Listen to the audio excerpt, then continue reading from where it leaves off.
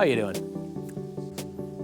I thought I would take some time today to explain to you guys what's going on and where Hoopster, there's bees out here, where Hoopster is going from here. So I think it's been about a year since I've been able to make a video. Not quite a year yet, but it's been a while, and I've been super busy. I think in the last video I kind of said that I was interviewing some people, didn't work out, and I decided I'm going to go in a completely different direction. So here it is. Here's what's going on. As you see behind me, I'm putting up a building on my property, and I'm going to downsize my business.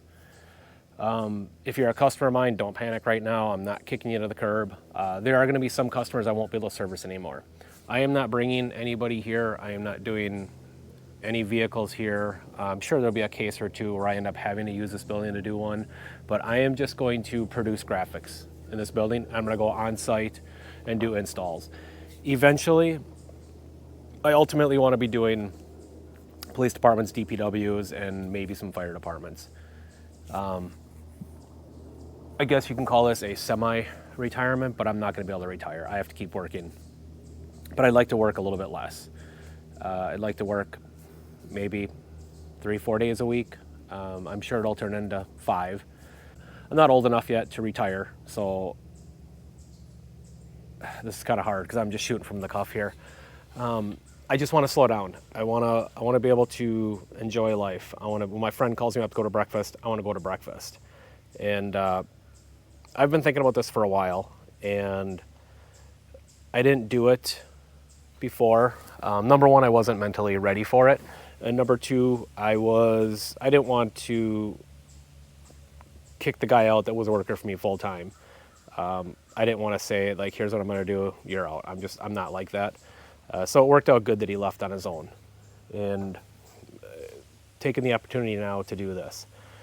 So ultimately the plan is I'm going to sell my building in Greendale and just work out of here. Hopefully printing for a couple days a week and then going on site for a couple days a week and doing installs. So I can kind of make my hours, and I'm not married to having my building open from this time to this time, making sure I'm there. I just want to be able to slow down a little bit. This is a series of videos where you're going to see the transformation of this property and this building going up, and you'll see in the video, I chose Sawyer's Excavating to do all my on-site work here, and I didn't get quotes from anybody else. I talked to Carl, the owner, known each other for quite a while here in East Troy, but haven't been close, until this job. And I got to know Carl even better. As they've been working here, I've been kind of watching them, and this is cool for me to check out. I've never built anything, so seeing all the excavating going on back here and the grading, and hanging out with the guys, and you'll see some footage of that. And I'm gonna have to bleep out quite a bit, but hey, whatever. And other than the excavating, you're gonna see, some shots of the building going up. And I have a gentleman by the name of Jonathan doing the building. Same thing with him. So I looked at one of the buildings he's done in the area. He's not from around here. He's from a couple hours west of here. He has an Amish crew. He's an Amish guy. And I looked at a building he did, and I knew right away that is who I'm gonna have do this building. I had him quoted out for me, and it was reasonable. Yeah, reasonable in today's terms because everything is super expensive.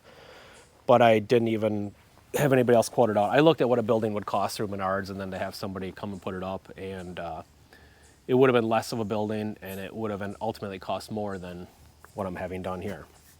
So what am I having done here? This is a 40 by 70, and I am going to completely finish and heat the inside, concrete floor, garage doors, so I can get stuff in and out of there. I do have a lot of my personal stuff I have to get out of the shop before I sell it, and a lot of that's gonna be going in here.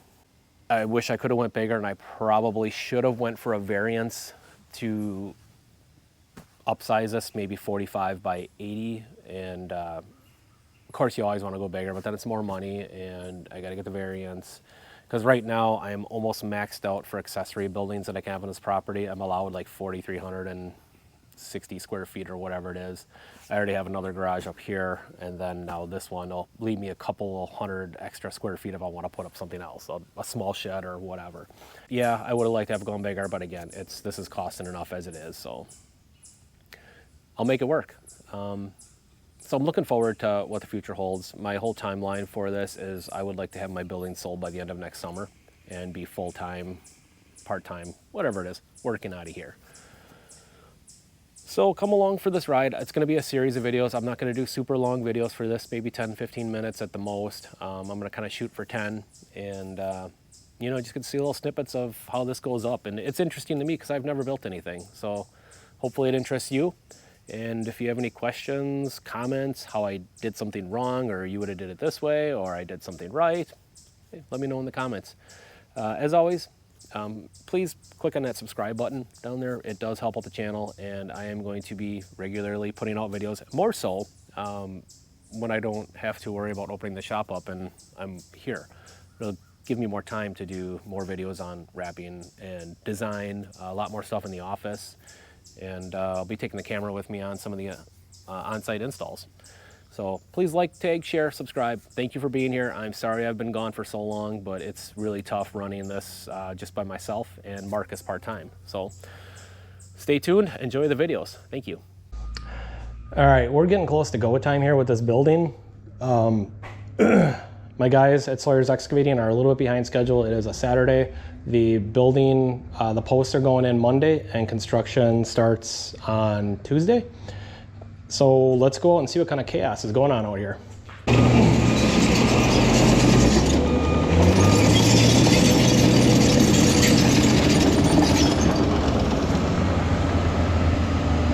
There's equipment moving everywhere. We got a guy over here working on a rock wall to save this tree because we have to bring the grade up so far. They're getting everything squared away over here, nice and level.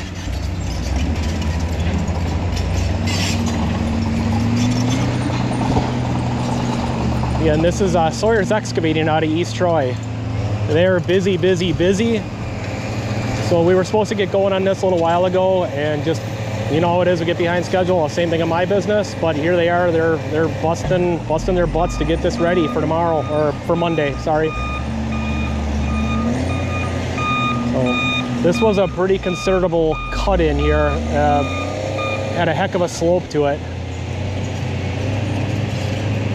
But these guys definitely know what they're doing.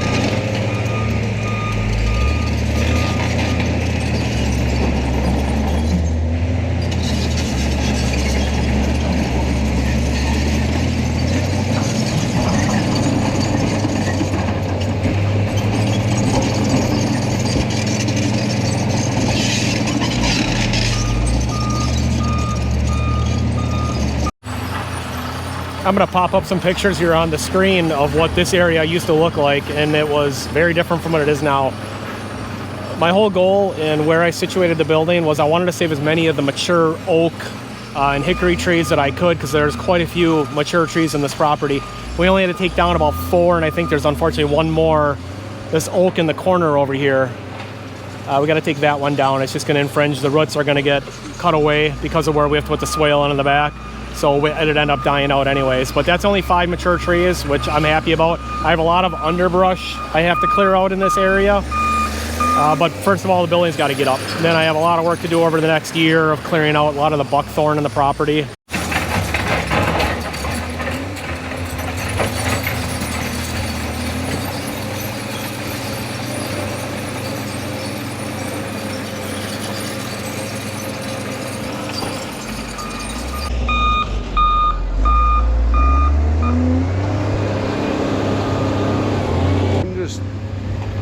talking with Nick a little bit. I mean, you know, it's got a little bit of a pregnant roll down at the bottom, but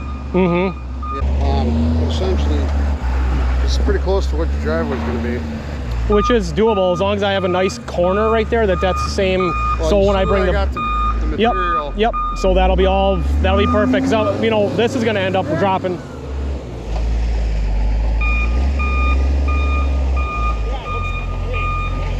Looks like I got a little roll pregnant right at the bottom. There's a little crown right here, but I mean, I don't know if you want that. I mean, you probably do want that. Well, I'm trying to push the water both ways. Okay. I mean, we can tune it a little with gravel. We're gonna roll it and see what it looks like. The only problem is once you roll it, you're getting back into it. Right. No, I mean, that's how I want it. I want a stone at least, you know, up to that oak tree. Yeah, so they can get in and out. Here, so that everybody can be in and out of here and be on good gravel to work. Yep. And I mean, I know it's going to interfere with those guys. They can park their equipment right here. You know. Well, I don't know what kind of equipment they have. They're Amish. They're not digging this by hand. They got a skid steer. I would assume they're doing something. They can do gas motors, but they can't do electric, right? Is that how it works? I don't know. I don't know. Basically, that topsoil pile will be enough to finish this side down to here. And then we're going to start running low. You know, we might get this side of the driveway done. That's about it. Okay. Well, you said you got a line on it, right? Yeah, I can get topsoil, so we'll figure it out. Yeah. So, all right.